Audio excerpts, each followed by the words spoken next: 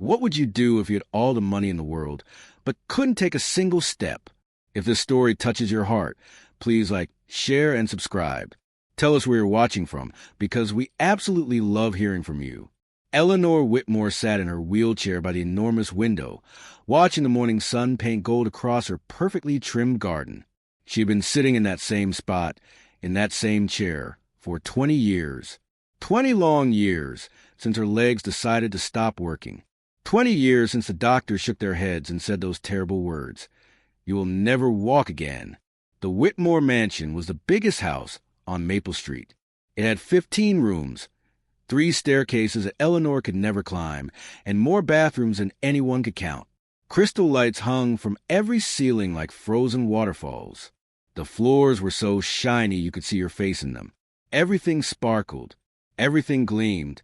But nothing moved.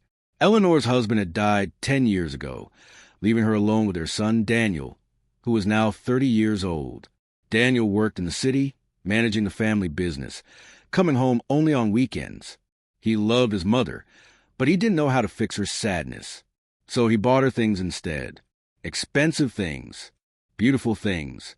Things that collected dust, while Eleanor collected another day in her chair. The house had seen many helpers come and go. Nurses who smiled too much. Assistants who treated Eleanor like a child.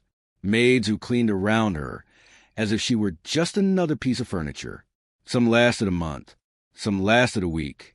One woman lasted only 3 days before Eleanor's sharp words sent her running out the front door. "I don't need anyone," Eleanor would say, her voice hard as stone. But everyone knew the truth. She needed someone desperately. She just didn't want to admit it. On a bright Tuesday morning in September, the doorbell rang. Eleanor heard Mrs. Chun, the cook, shuffling to answer it. There were low voices in the hallway. Then footsteps. Confident footsteps that didn't hesitate or tiptoe.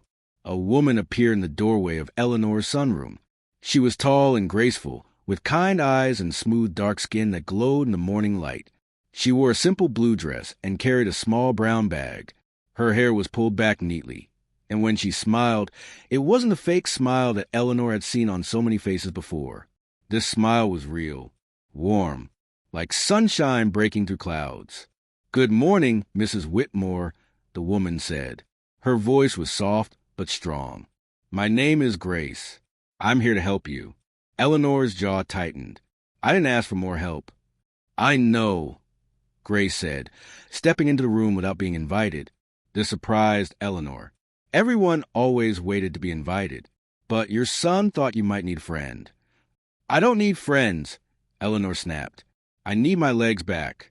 Can you give me those?" Grace set her bag down gently on the side table. She looked at Eleanor with eyes that seemed to see everything. Not just the wheelchair, not just the expensive robe, not just the angry words. She saw deeper. "Maybe not today," Grace said quietly. "But who knows about tomorrow?" Eleanor laughed, but it was a bitter sound, like breaking glass. 20 doctors have told me tomorrow will be the same as today. What makes you different?" "I don't give up," Grace said simply. For the first time in years, Eleanor didn't have a quick answer. Grace moved around the room slowly, looking at everything. She picked up a photo from the shelf, a picture of Eleanor dancing at a ball, her dress flowing, her face full of joy. "You were beautiful," Grace said. "Were," Eleanor repeated coldly. Past tense. "Are," Grace corrected gently, putting the photo back. Present tense. She walked to the bookshelf that stretched across the entire wall. Eleanor loved books, but most of them were too high for her to reach from her wheelchair. She could only read the bottom 2 rows, the same books she had read 100 times. Grace began pulling books from the higher shelves. "What are you doing?" Eleanor demanded. "Those are organized." "I'm only moving them so you can reach them easier, ma'am," Grace said calmly, rearranging the books on the lower shelves. "You shouldn't have to read the same stories over and over when there are so many others waiting for you." Eleanor opened her mouth to argue, then closed it. Something about the way Grace said it made her throat tight. The woman wasn't trying to take control. She was trying to give Eleanor back a piece of her world. They sat in silence for a while. Grace didn't fill the quiet with nervous chatter like the others had. She just sat in the chair across from Eleanor, comfortable and patient, as if she had all the time in the world. "Why did you take this job?" Eleanor finally asked. "Daniel must have told you about me, about how I treat people who come here." Grace smiled that warm smile again. "He did. And you came anyway?" "I came because of it, not despite it," Grace said. "Someone who fights that hard isn't ready to give up. They're just tired of people who don't really see them." Eleanor felt something crack inside her chest. A tiny crack in a wall. She had built brick by brick over 20 years. She blinked quickly, refusing to let tears form. "You leave too," Eleanor whispered. "They all do." Grace leaned forward, her eyes serious and bright. "Mrs. Whitmore, I'm not here to leave. I'm here to stay. And more than that, I'm here to help you stand." "Impossible," Eleanor said, but her voice shook just a little. "We'll see," Grace said, standing up and smoothing her dress. "Tomorrow morning we start. Real work. Hard work. It might hurt. You might cry. You might want to quit, but I won't let you." "You can't make me do anything," Eleanor said, lifting her chin. "You're right," Grace agreed, "but I don't think I'll have to. I think there's still a dancer hiding in that chair, waiting for the music to start again." She picked up her bag and walked to the door, then paused and looked back. "Get some rest tonight, Mrs. Whitmore. Tomorrow, everything changes." After Grace left, Eleanor sat alone in her sunroom as the afternoon shadows grew long across the floor. For the first time in 20 years, she felt something strange and unfamiliar stirring in her heart. It felt like hope, and hope, Eleanor knew, was the most dangerous thing of all. Grace arrived the next morning at exactly 7 o'clock. She wore comfortable clothes this time, soft pants and a loose shirt, with her hair tied back in a neat bun. She carried a larger bag today, and Eleanor could hear things clinking inside it. "Good morning," Grace said cheerfully, pulling open the heavy curtains that Eleanor usually kept closed. Bright sunshine flooded the room, making Eleanor squint. "Too bright," Eleanor complained. "Perfect," Grace said, ignoring the complaint. "We need to see what we're doing." She pulled out a thick mat from her bag and spread it on the floor beside Eleanor's wheelchair. Then came some stretchy bands, a small cushion, and a notebook where she began writing things down. "What is all this?" Eleanor asked suspiciously. "This is how we begin," Grace said. "Now, I need to ask you something important, and I need you to be honest with me. Can you feel your legs at all?" Eleanor looked away. This was the question she hated most. "Sometimes," she admitted quietly. "Little tingles. Sometimes it feels like bugs crawling under my skin. The doctor said it doesn't mean anything." "The doctors don't know everything," Grace said firmly. She knelt beside the wheelchair and gently touched Eleanor's left foot. "Can you feel this?" "Yes," Eleanor whispered. "And this?" Grace pressed a little harder. "Yes." Grace's eyes lit up like candles. "Mrs. Whitmore, do you know what this means? Your nerves are awake. They're talking to your brain. The connection isn't broken. It's just sleeping." "Sleeping for 20 years is the same as dead," Eleanor said bitterly. "No," Grace said, standing up and looking directly into Eleanor's eyes. "Sleeping means it can wake up. Dead means hopeless. You are not hopeless." That morning, Grace helped Eleanor move from her wheelchair to the mat on the floor. It took 15 minutes, and Eleanor's face turned red with embarrassment. She hadn't been on the floor in 2 decades. She felt helpless, like a baby learning to exist in the world. "This is horrible," Eleanor said, tears of frustration filling her eyes. "This is progress," Grace corrected gently, sitting down beside her. "Now, we're going to try something. I want you to think about your right toe, just your big toe. Picture it in your mind. Then try to move it, just a tiny wiggle. That's all." Eleanor stared at her foot. It looked so far away, like it belonged to someone else. She closed her eyes and tried to imagine the toe moving. She thought about it as hard as she could. Nothing happened. "Try again," Grace encouraged. Eleanor tried again, and again, and again. Her face scrunched up with effort. Sweat formed on her forehead. Still nothing. "I can't," Eleanor said, her voice breaking. "I told you. It's impossible." "One more time," Grace said softly. "For me." Eleanor didn't know why she tried again. Maybe it was a kindness in Grace's voice. Maybe it was the way Grace believed when no one else did. She closed her eyes and thought about that toe with everything she had. And then, like a miracle so small you might miss it, the toe moved. Just a tiny twitch. Barely anything at all. But it moved. Grace gasped. "Did you see that? Did you feel that?" Eleanor's eyes flew open. "Did it really move?" "I felt something. Like electricity." "It moved." Grace laughed, and the sound filled the whole room with joy. "Mrs. Whitmore, your toe just moved. After 20 years, your toe just moved." Eleanor started crying. Not sad tears this time, but tears that came from somewhere deep and hidden, a place she had locked away when the doctors gave up on her. Grace held her hand and let her cry. "This is just the beginning," Grace whispered. "Just the beginning." Every day after that, Grace came at 7 in the morning. Every day they worked. Grace was patient, but she was also tough. She pushed Eleanor further than anyone had ever dared to push her. 5 more minutes. Grace would say when Eleanor wanted to quit, "I can't." Eleanor would gasp. "You can," Grace would insist. "You're stronger than you think." The exercises were hard. Grace would massage Eleanor's legs, stretching muscles that had forgotten how to stretch. She would help Eleanor try to lift her knee, even just an inch off the mat. Sometimes Eleanor would scream from pain. Sometimes she would cry from frustration. But Grace never gave up, and slowly, Eleanor stopped giving up too. Daniel came home one weekend and found his mother on the floor, her face red and sweaty, trying to bend her knee while Grace counted encouragement. "Mother," he said, shocked. He had never seen her out of that wheelchair. "Not now, Daniel." Eleanor panted. "I'm busy." Daniel stood in the doorway, his mouth hanging open. His mother, who hadn't tried anything new in years, was working harder than he had ever seen her work. And Grace, this woman he had hired on feeling, was making the impossible seem possible. 7, 8, 9, 10.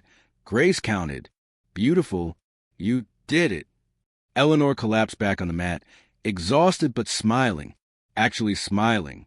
Daniel couldn't remember the last time he had seen his mother smile. "How long has this been going on?" he asked. 3 weeks, Grace answered, helping Eleanor sit up. "And she's making incredible progress." "Progress," Daniel repeated. "But the doctors said—" "The doctors were wrong," Eleanor interrupted, her voice strong and clear. "Or maybe I was wrong for believing them. Grace is teaching me something important. Daniel. She's teaching me that giving up is a choice." That night, Daniel couldn't sleep. He kept thinking about his mother's face, bright with hope and determination. He thought about all the money he had spent on specialists and treatments, and how none of them had done what Grace was doing with simple exercises and unshakable belief. The next morning, he woke early and went to find Grace in the kitchen, where she was preparing Eleanor's breakfast. "Thank you," he said simply. Grace turned around, surprised. "For what?" "For seeing my mother when everyone else just saw a wheelchair," Daniel said, his voice thick with emotion. "For believing in her." Grace smiled. "Your mother is easy to believe in, Mr. Whitmore. She's a fighter. She just forgot for a while. I'm only reminding her." By the 6th week, Eleanor could wiggle all her toes. By the 8th week, she could lift her right foot 3 inches off the ground. The progress was slow, like watching a flower grow, but it was real. It was happening. One afternoon, Grace brought in a CD player and put on old jazz music, the kind Eleanor used to dance to before the wheelchair. "What are you doing?" Eleanor asked. "I want you to remember," Grace said, letting the music fill the room. "Close your eyes and remember what it felt like to dance." Eleanor closed her eyes. The music wrapped around her like a warm blanket. She could almost feel herself spinning across a ballroom floor, light as air, free as wind. "Now," Grace said softly, "imagine your legs remember too." Something shifted inside Eleanor that day. It wasn't just her muscles getting stronger. It was her spirit waking up, stretching, preparing to stand. Grace. Eleanor said one evening as the sun set orange and pink outside the window, "Why did you really come here?" The truth. Grace was quiet for a moment. Then she said, "My grandmother spent the last 10 years of her life in a wheelchair. Everyone said she'd never walk again, too. But she never stopped trying. She never stopped believing. And one day, at 80 years old, she stood up at my wedding and danced with me. Just once. Just for one song.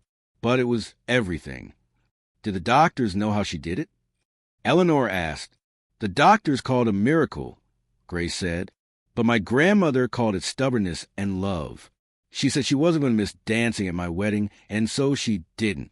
When I saw your son's advertisement for someone to help you, I knew I had to come, because I believe in miracles. And I believe in you." Eleanor reached out and squeezed Grace's hand. "I believe in you, too." Outside, storm clouds were gathering dark and heavy. But inside that sunroom, two women sat together in the golden light. Preparing for a battle, they were determined to win. The storm hit on a Thursday night in November, 3 months after Grace first walked through the Whitmore door. Thunder shook the windows and lightning painted the sky white. Rain hammered against the roof like 1,000 drumming fingers. Eleanor couldn't sleep. She lay in her bed, listening to the storm, feeling restless energy buzzing through her body. Her legs felt different tonight. Stronger. Awake. Like they were trying to tell her something important. She heard footsteps in the hallway. Grace appeared in the doorway, wearing her nightgown, her hair loose around her shoulders. "Can't sleep either?" Grace asked. "The storm," Eleanor said. "It makes me feel strange, like something is about to happen." Grace walked into the room and sat on the edge of Eleanor's bed. "I feel it too, like the whole world is holding its breath." They sat together in the darkness, watching lightning flash across the sky. Eleanor felt her legs tingling. That electric feeling she had learned meant they were ready to work. "Grace," Eleanor said suddenly, "I want to try something." "What?" "I want to try to stand." Grace's eyes went wide. "Mrs. Whitmore, we've been working toward this, but we were going to wait another few weeks. Get you stronger first." "I don't want to wait," Eleanor said, her voice fierce and determined. "I've waited 20 years. I've done the exercises. I've worked harder than I've ever worked at anything. And tonight, right now, I feel like I can do this. Help me, please." Grace looked at her for a long moment. Then she nodded. "Okay, but we do this carefully. Very carefully." She helped Eleanor into her wheelchair and pushed her to the sunroom, the same room where they had spent so many hours working, crying, laughing, believing. Grace turned on all the lights, chasing away the shadows. The storm raged outside, but inside, everything felt electric with possibility. Grace positioned the wheelchair next to a sturdy table. "Hold onto the table with both hands," she instructed. "I'm going to support you from behind. When I count to 3, you're going to push with your arms and try to straighten your legs. Don't think about it too much. Just feel it. Your body knows what to do." Eleanor gripped the table so hard her knuckles turned white. Her heart pounded like the thunder outside. Grace's strong hands held her steady. 1, Grace counted. Eleanor closed her eyes and thought about all those mornings of pain and effort. 2. She thought about Grace's grandmother dancing at a wedding, about miracles and stubbornness and love. 3. Eleanor pushed. She pushed with every bit of strength she had found over these 3 months. She pushed with all the frustration of 20 years. She pushed with hope and fear and desperate, wild determination. And her legs straightened. She was standing. Actually standing. Her whole body shook like a leaf in the wind. Her legs felt weak as water. But they were holding her. After 20 years in that wheelchair, Eleanor Whitmore was standing on her own 2 feet. "Oh, my God," Grace whispered, her voice breaking. "Oh, my God, you're standing. You're really standing." Eleanor opened her eyes. Tears streamed down her face.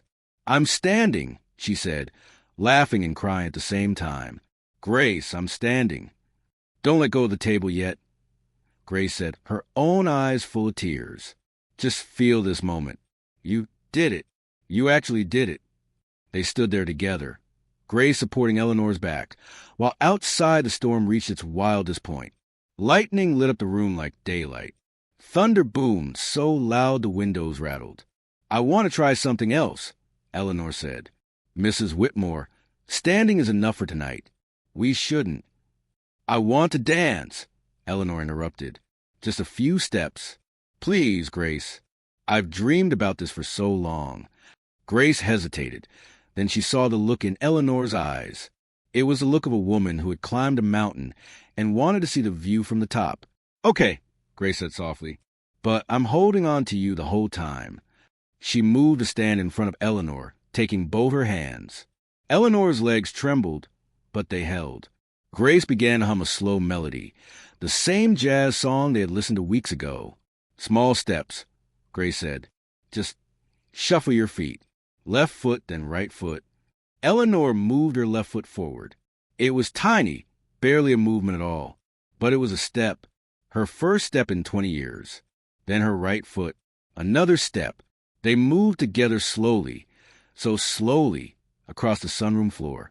Grace hummed and Eleanor shuffled, both of them crying, both of them laughing, both of them living in the most beautiful moment either had ever known. I'm dancing, Eleanor whispered in wonder. I'm actually dancing. Behind them, the door opened. Daniel stood there, frozen in shock. He had come home early because of the storm, worried about his mother. He had expected to find her sleeping. Instead, he found her dancing. Mother, he said, his voice barely audible over the thunder. Eleanor looked up and saw her son. Her face broke into the biggest smile Daniel had ever seen. Daniel, she said, I'm dancing. Look at me. I'm dancing. Daniel's legs gave out and he sank to his knees, covering his face with his hands. His shoulders shook with sobs. All the years of watching his mother fade away, all the specialists who failed, all the hope he had lost, came flooding back as tears. Grace and Eleanor slowly made their way to where Daniel knelt. Eleanor was exhausted, her legs screaming, but she made it. She made it to her son. Stand up, Daniel. Eleanor said gently. He stood, and she reached out to touch his face, standing on her own 2 feet to do it. I'm living again, Eleanor said. Grace gave me back my life. She believed in me when I had stopped believing in myself. She saw me, Daniel. Really saw me. Daniel looked at Grace, this incredible woman who had done what seemed impossible. Thank you, he said. Thank you doesn't seem like enough, but thank you. Grace smiled through her tears. Your mother did all the work. I just reminded her that she could. They helped Eleanor back to her wheelchair. She was completely exhausted, every muscle shaking, but her eyes were bright as stars. Tomorrow, Eleanor said, we do it again, and the day after that, and the day after that, until I can walk to the mailbox, until I can walk in my garden, until I can climb those stairs I haven't touched in 20 years. Yes, Grace said firmly. Yes, we will. The storm began to fade, the thunder growing distant, the rain softening to a gentle patter. Eleanor sat in her wheelchair, but she wasn't the same woman who had sat there yesterday. That woman was gone forever. This woman had stood. This woman had danced. This woman was alive. Over the following months, Eleanor's progress amazed everyone. The doctors who said she would never walk came to see her shuffling down the hallway, and they had no explanation. They called it impossible. They called it unexplainable. Grace called it belief. Eleanor called it friendship. 1 year after Grace first arrived at the Whitmore mansion, Eleanor walked down the grand staircase on her own. It took her 20 minutes, and she had to hold the railing tightly. But she did it. Daniel and Grace stood at the bottom, watching every careful step, ready to catch her if she fell. But she didn't fall. At the bottom of the stairs, Eleanor looked around at her beautiful home, seeing it with new eyes. It wasn't a prison anymore. It was a place where miracles happened, where a woman who everyone said would never walk again learned to dance. Thank you, Eleanor said to Grace, hugging her tightly. Thank you for not giving up on me. Thank you for not giving up on yourself, Grace replied. Daniel stood, watching the two women who had changed his life. His mother, who he thought he had lost to that wheelchair, was back, and Grace, who had walked into their lives and brought light to every dark corner. The Whitmore mansion was still the biggest house on Maple Street, but now it was filled with something more valuable than crystal chandeliers and shiny floors. It was filled with hope, with love, with the proof that sometimes one person's belief in you can change everything. Eleanor Whitmore danced at Daniel's wedding 2 years later. She wore a silver dress, and her white hair was styled beautifully. When the music played, she took Grace's hand, and they danced together. These two women who had fought a quiet war and won. People who watched them dance that night didn't know the full story. They didn't know about the tears and the pain and the 3 months of impossible effort. They just saw two friends dancing, smiling, celebrating life. But Eleanor and Grace knew. They knew that every step was a victory. Every moment on their feet was a miracle, and every day was a gift they had earned together. In the end, this story isn't really about walking. It's about refusing to accept what others say is impossible. It's about finding someone who sees you, truly sees you, and believes in you even when you stop believing in yourself. It's about the incredible things that can happen when stubbornness meets love, when determination meets hope, and when one person decides that another person's life is worth fighting for. Grace didn't fix Eleanor. She reminded Eleanor that she could fix herself, and that reminder changed everything. If this story touched your heart, please share, and subscribe. Let us know in the comments where you're watching from. We love hearing from you.